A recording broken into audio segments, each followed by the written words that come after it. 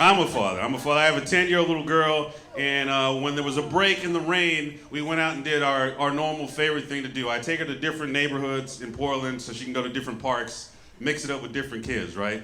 Let me just say this. I'm already proud to be the father of this little girl. But when we were at this park recently, she did something to make me even more proud of her, right? We're at the playground. She's playing with another little girl. They're having a great time. And this slightly older boy, he walks up and he starts fucking with the girls, right? I'm too far away to hear what's being said, but I could tell by her body language that something wasn't right, because I look up and she's over here doing this shit.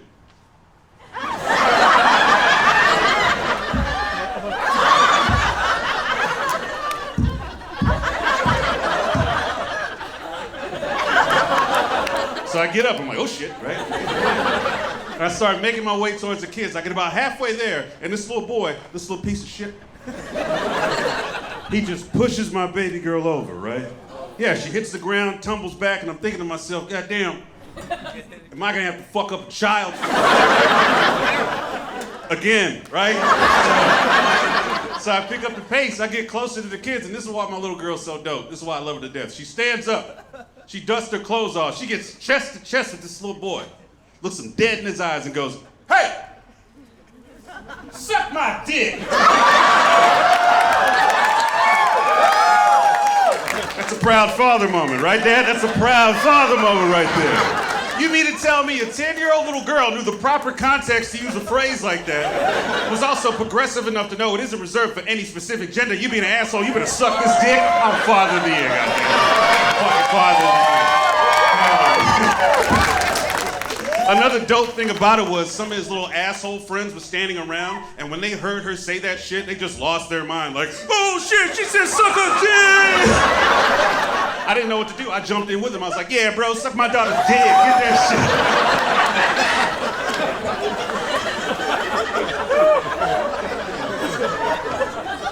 shit. Yeah, so she grounded or whatever, but yeah, man. I love her, man. I love her to death, man. I'm happy to be out of my house because at home I'm outnumbered by all these women that I love and care about. Right? I hate it. There's my wife, my 10-year-old daughter, and my 18-year-old niece. Right? So I have 3 women at 3 different stages of their lives saying mean shit to me every day. Every fucking day they just bully me. It's the same thing. I hate you. Get out of my room. You're not my real dad. That's just my wife saying that shit. I don't understand. But the problem is, I'm such a good person. Me and my wife got into an argument recently where my closing statement in the fight was me yelling, I'm not a little boy, I'm a man. And then I threw down my PlayStation controller, picked up the rest of my Capri Sun and stomped off to our bedroom like a man does. Some of you are probably looking at me, you know, the lighting is all, you know, funky and stuff. You're trying to figure out what is happening with this. What is this?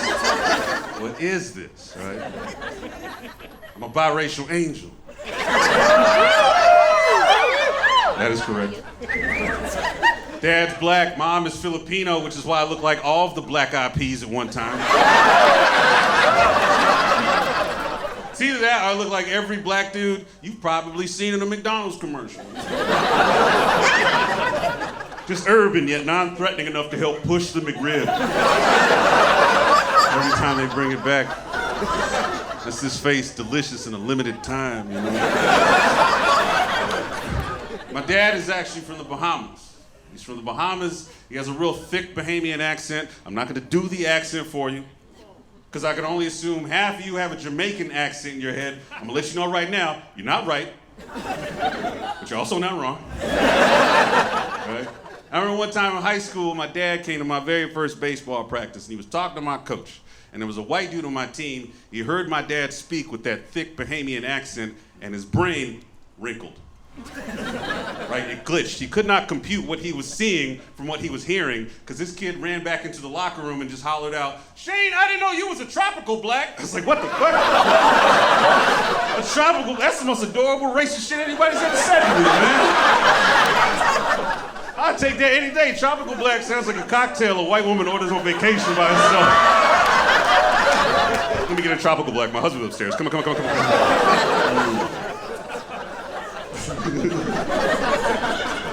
Delicious. I have a master's degree in creative writing. That's the end of that joke. This is the saddest and shortest joke I've ever written. The irony of it is that the setup to that joke took 8 years and $67,000. Punchline's gonna last the rest of my fucking life. I don't know why I did that, man. Actually, I do know why I did that, because I've always been an overachiever, right? In high school, I was in all honors classes, right? I was the editor of my school newspaper, and I started a magic club for all the black students called African Americans.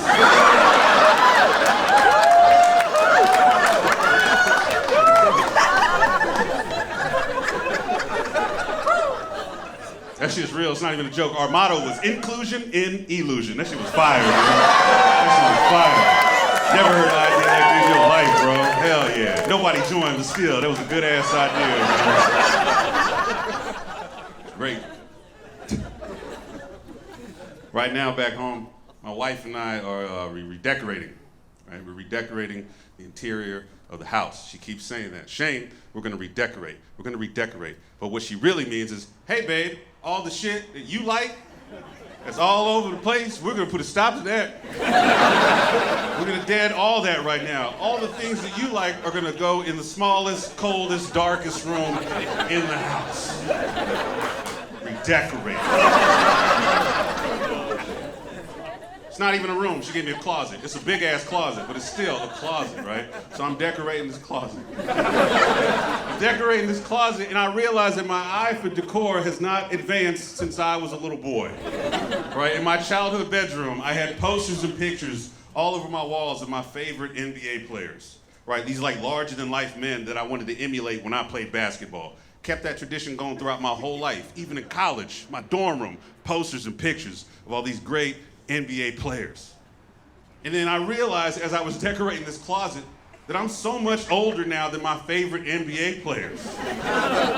So now there's a huge difference between a 10-year-old little boy putting up posters of just grown-ass men and now a 40-year-old man putting up pictures of just hot young boys everywhere. Just hot, thick, athletic, spry boys. All over my walls. And not just any boys, my fucking favorite boys. You understand what I'm saying? You know what I mean? Don't think just because you're in the league, you're gonna make the wall. Fuck out of here. You gotta be my favorite little boy. And I say little boy because I love NBA rookies. That's my shit. Give me a rookie. I love rookies, bro. There's so much potential. There's so much potential. Did you know that the average age of today's NBA rookie is somewhere between 19, 22? I love these boys, bro. I love them to death. And I collect cards, too. I collect so many basketball cards, but let's just call them what they are. I collect wallet-sized pictures of my favorite boys. Right? And I'll spend money on little protective cases so my boys don't get scratched up or bent on the edges. I like my boys pristine. You understand what I'm saying? And now with Instagram, bro, I'm following so many of these boys, man, on Instagram. It doesn't make any sense. I like pictures and they got shit to do with basketball. Right? There'll be a rookie sitting poolside, no t-shirt, 3 gold chains, abs, abs, abs. I'm like, hell yeah, I like that. Scroll up a little bit, I'm like, oh damn, he got a new puppy. I like that too. That's what I love about NBA rookies. I keep getting older. They say the same age. Yes, they do. My name is Shain. Have a good night. Thank you very much.